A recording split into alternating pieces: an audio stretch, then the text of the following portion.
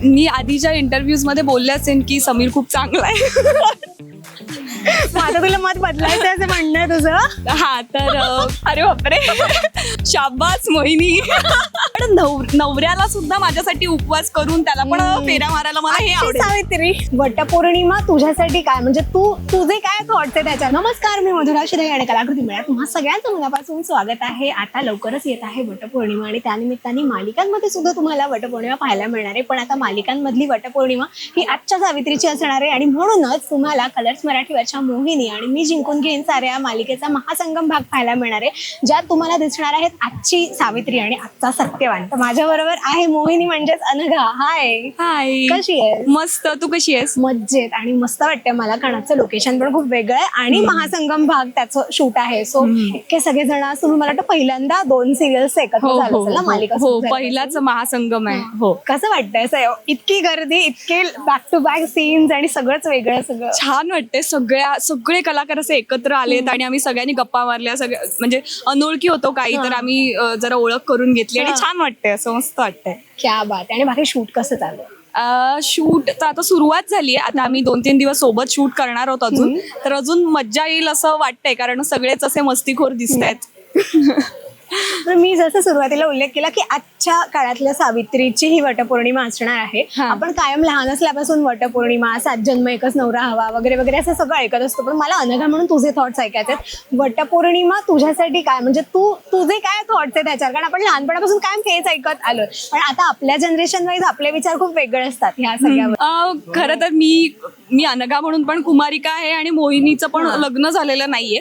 पण तरी मी त्यामुळे इतका असा खोल कधी विचार केला नाही की वटपौर्णिमा असते मी करणार किंवा, पण एक परंपरा म्हणून मला ती करायला आवडेल. कारण लहानपणापासून आईला बघितलंय की आई उपवास करते, वडाच्या फेऱ्या मारते आणि ते खूप सजून धजून बायका जातात, तर ते खूप छान वाटतं.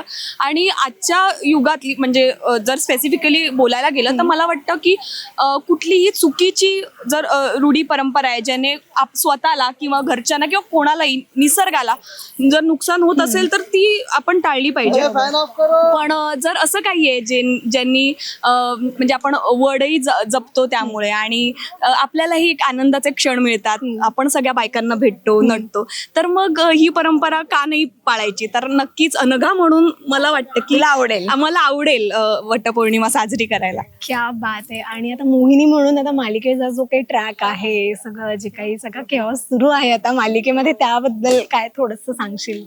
ती वटपौर्णिमा कशी असणार आहे? मला वाटतं खूप ड्रामा आता सुरू झालेला आहे मोहिनीमध्ये आणि नक्कीच प्रेक्षकांना बघायला आवडेल, कारण खूप अनप्रेडिक्टेबल पुढे घडणार आहे. आणि महत्वाचं म्हणजे आरके आणि मोहिनीचं जे फिल्मी कहाणी म्हणजे प्रेम जे आहे ते बघायला मिळणार आहे, तर नक्कीच प्रेक्षकांना आवडेल असं मला वाटतं. क्या बात आहे. बरं, माझ्याकडे ना वटपौर्णिमा सो काही ना असे रॅपिड फायर प्रश्न आहेत, तर तुला त्याची हो किंवा नाही मध्ये उत्तरं द्यायचे. ठीक आहे? हो किंवा नाहीच. हो किंवा नाहीच, फार नाही जास्त. ओके, मला सांग की वट सावित्री की वट असणारी? वट सावित्री की वट असणारी? वट असणारी. ओके, वटपौर्णिमेसाठीचा उपास की उपासाच्या नावाखाली फेवरेट फूड खाणं? उपवासाच्या नावाखाली फेवरेट फूड खाणं. ओके, नवऱ्यासाठी प्रार्थना करणारी बायको असशील इन फ्युचर की सासूबाईंना इम्प्रेस करणारी सून असशील वटपौर्णिमेच्या दिवशी? स्पेसिफिकली नवऱ्यासाठी प्रार्थना करणारी. ओके, बरं, ऑनस्क्रीन आम्ही बघतो की जे काही तुमची नोकझोक आणि सगळं चालू आहे, किंवा कधी कधी तू आरकेच्या मागे असतेस किंवा आरके कधी काहीतरी डोक्यात गोष्टी ठेवून तुझ्या मागे असतो, पण ऑफस्क्रीन कोण कोणाच्या मागे जास्त असतं? मी आधीच्या इंटरव्ह्यूज मध्ये बोलले असेल की समीर खूप चांगला आहे. आता तुला मत बदलायचं आहे असं म्हणणं आहे तुझं? हा, तर तो ऍक्च्युली खूप मस्तीखोर आहे आणि खूप त्रास देत असतो. तर समीर खूप त्रास देत असतो असं मला सांगायचंय प्रेक्षकांना. आता जर तुमचा जो काही सीन झाला, ते वडाचं झाड जर का बोलत असतं, से झूम कर, जर का वडाचं झाड बोलत असतं तर त्यांनी तुझ्या सीनसाठी काय कॉम्प्लिमेंट दिली असती? अरे बापरे, नक्कीच वडाचं झाड असं म्हणालं असतं, शाबास मोहिनी. कारण ती तिच्या आईची बाजू घेतेय की म्हणून म्हणाला म्हणून म्हणाला. ओके, सीनमध्ये फेऱ्या मारताना ना असे सगळेजण खूप रोमॅन्टिक दिसतात. म्हणजे आता ऑफकोर्स मोहिनीचं अजून लग्न नाही झालंय त्याच्यामुळे तो ट्रॅक नाही येणार, पण ते जे सीन्स असतात असे एकमेकांकडे बघतात आणि गोल फिरतात वगैरे, तर ते खूप रोमॅन्टिक वाटतात. पण ऍक्च्युअल सीनमध्ये कोणाला जास्त असं होतं ना की बापरे आता बस थकले मी किंवा थकलो मी, हे दोघांपैकी जास्त कोणाचं होतं? म्हणजे सीन मध्ये का?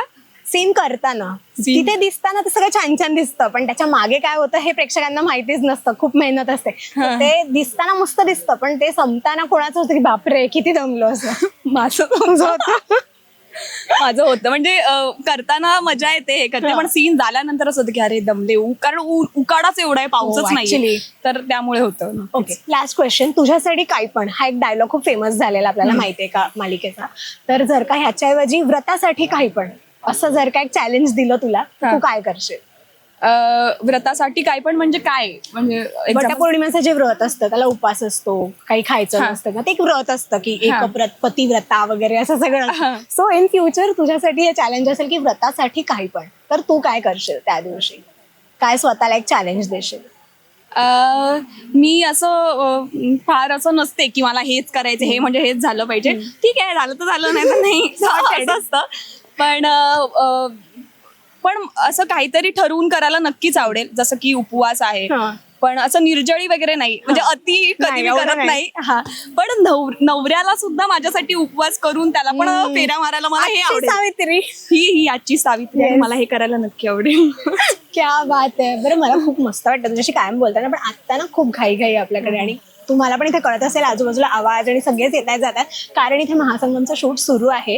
आणि मला वाटतं हे जितके चालू असतं तेव्हा जेवढं हेक्टिक तुमचं शेड्यूल असतं ते आम्हाला बघताना जाणवत नाही. त्याच्यामुळे मला असं म्हणावं वाटेल की एखादी गोष्ट करण्यासाठी खूप घाम गाळावा लागतो, हे तुम्ही इथे अनुभवता.